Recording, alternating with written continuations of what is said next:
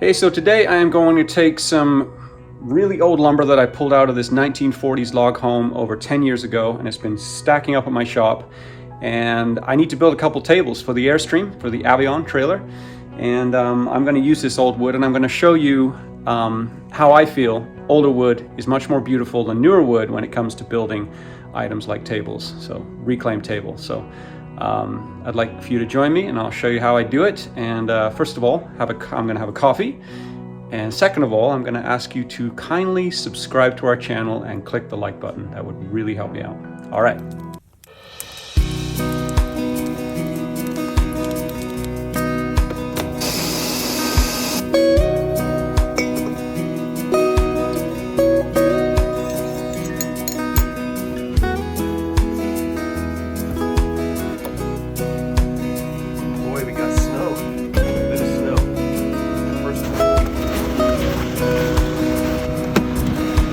Okay, so here we are. This is my shop. This is where I run my company out of, and I also do my personal stuff. And this baby is not a commercial grade planer by any means, but it does do the job. It's a DeWalt, an older DeWalt single knife, or it's got 3 knives on the blade. I think the new ones now have dual heads, but that should do what I want to do. And this is the old fir that I have. Kind of a cool story about this fir. In Vancouver here we have huge barges that barge sawdust and different products around and tugboats pull them. And this, you'll notice I'm trying to find the right piece of wood here. This red and white, this is from a C-span barge, the sides that go around the barge. The old owner of my house used to run those tugboats, and he salvaged a whole bunch. So I've reclaimed it for all different types of uses. But you can tell the red and the white is from that. So it's kind of a cool story. But they're all different widths, and I need to put them through the planer to make the right width. And then I will set them on the desk here and glue them up, and hopefully have enough to do what I want to do.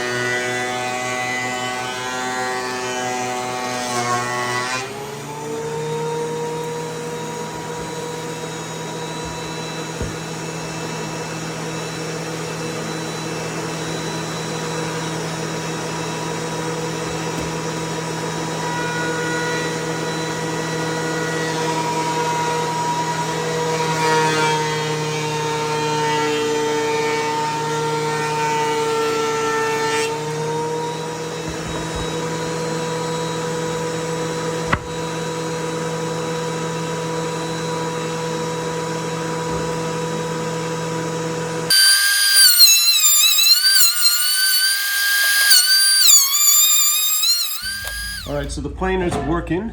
What I need to do is, I've got 2 different thicknesses of wood, so I need to probably make sure that I've got enough to do the table first with the thicker stuff.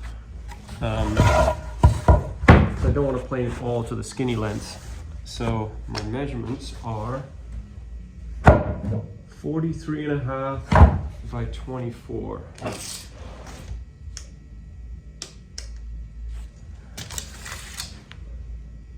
Okay, so I've got enough widths, and it looks like I can take all of these to do that.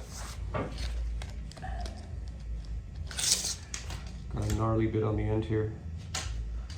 All right, so 1, 2, 3, 4, 5 for the table. These are all similar depths, but I'll get them down to the shortest depth, which I believe is this guy here. So that'll be the benchmark. And all of these have to fall in line with that one. And then I don't think I have enough. Just looking up there to see what else I've got for this other baby. No, I'm not going to have enough. because this other one is 38, so I got that. Plenty of that. 23 1/4. That's only 17 inches, so I'm gonna have to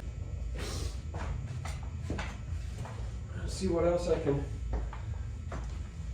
salvage.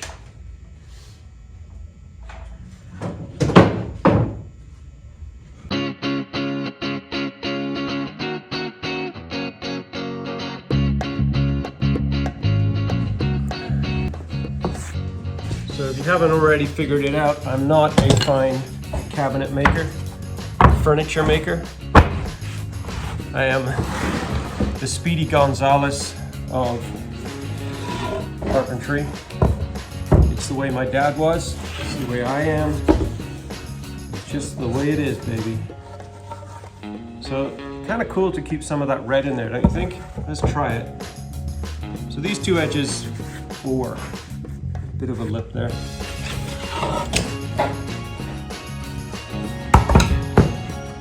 Definitely, so what I want to do is put the all of the gnarly ends on one side so I can chop that off, because this is all going to be too long anyway. So, gnarly side away from us.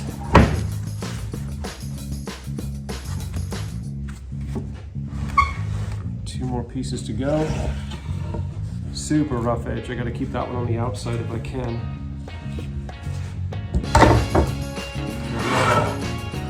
This one's got a big chunk out of the bottom, but it's every piece matters, so I go like that. See, that's not too bad. I've got a little tiny gap here. So that's pretty decent. Good enough for me to glue.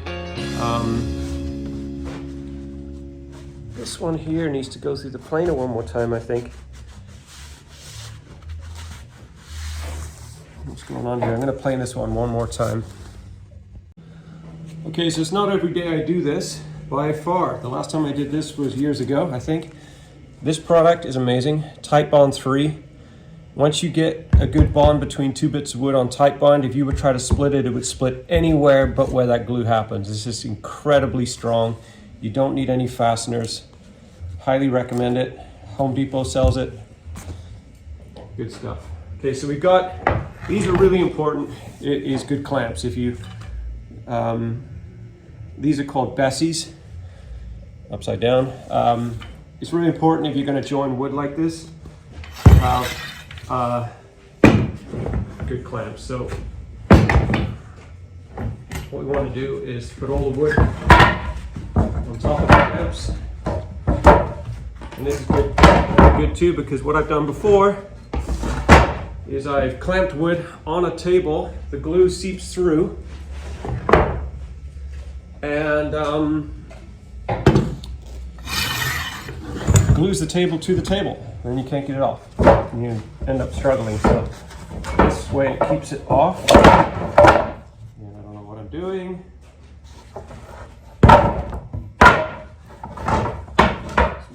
A bit further up. The carpenters are going to be watching thinking, you're doing it all wrong. So these Bessies have little stands on them, which make them level, kind of like a workbench. And there we go. Now I probably will put 3 of them on.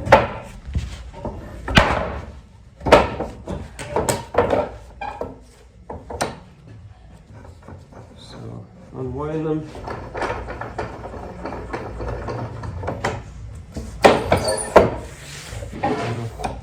So I'm going to bunch up the good end and cut off the, because I got all the gnarly ends at the one end.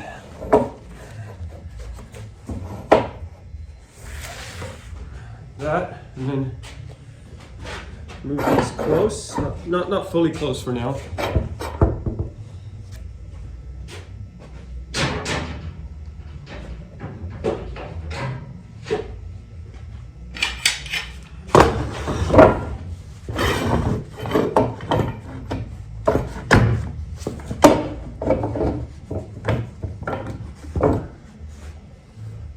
All right, so we're set up. think I'm going to start at the far end. Like that. Like that. And we put a generous helping.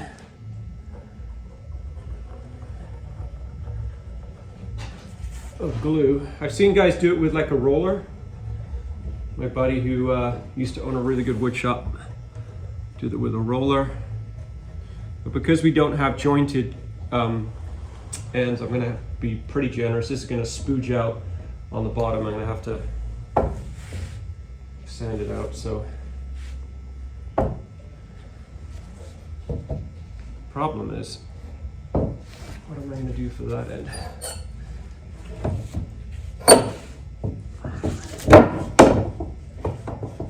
One, two, maybe what I do is this quickly.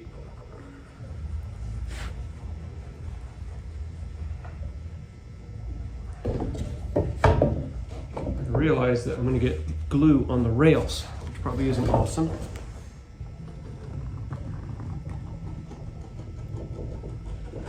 Yeah, it's all dripping down.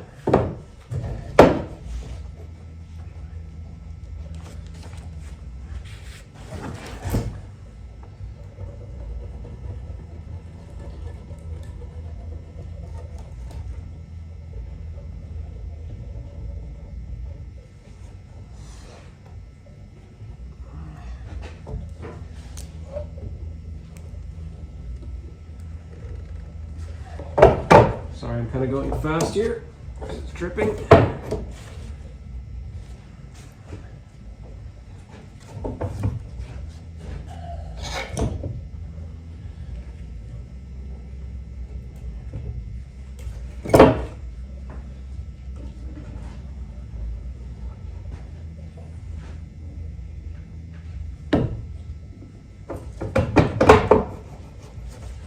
So what I might do is go a bit of this, just to spread the glue around.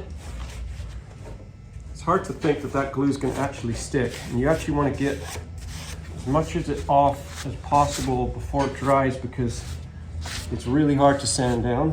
I've learned that much. Okay, so then I'm going to bunch it up to this end.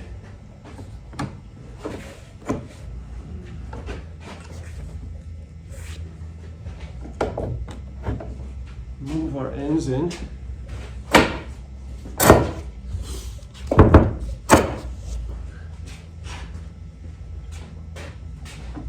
And tighten these up. This one is still high, which is crazy because I planed it double. What I actually did was lifted this up a bit. It's harder than you think to sand those high bits down. I got a bit of a bow happening, I think.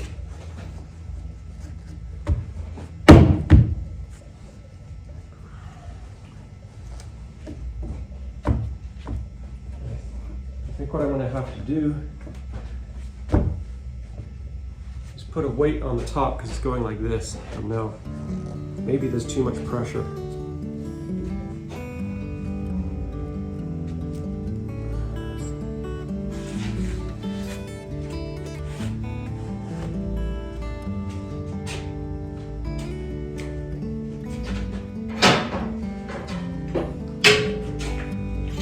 I'm going to try one on top and see if that compensates for the bowing.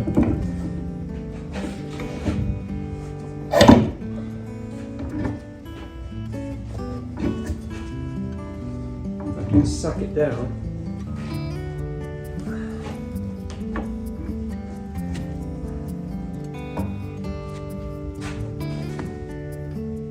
That's still got a pretty good bow to it.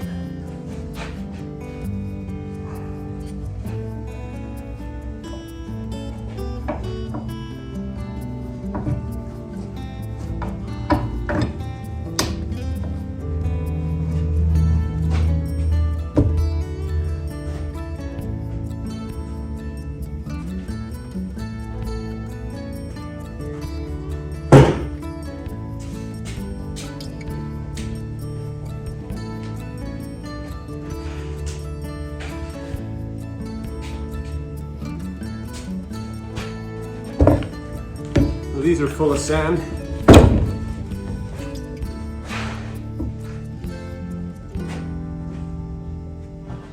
I'm hoping that will take the bow out.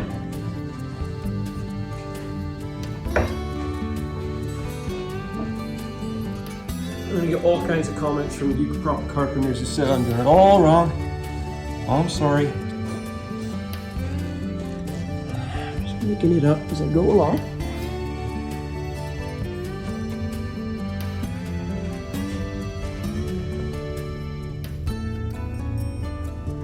All right, so I'll leave that for 24 hours, and there you go. I'll leave this for 24 hours or so and unclamp it, and hopefully, fingers crossed, it all stays connected and doesn't pry apart. The nice thing is it's very old fur, so it's done its settling. I'm just noticing under here, I'll show you. So you can see here we've got glue dripping like a river. All of that is going to be extremely hard to get off my table. What I should have done was put paper down under here first, but I didn't do that. So I don't know, I might see if I can squeeze some paper in and make it better. Okay, so table is glued. Heavy weights on it to stop it from doing the arc. It is glued, and I will leave it here for 2 days probably for the glue to set, and then I will cut the proper size. I'll have to sand it because there's a few raised spots and lower spots here, and then clear coat it or do what I want to do with it, maybe stain it depending what the trailer calls for, and then we can install it into the Avion. Check back with you later once this is glued up.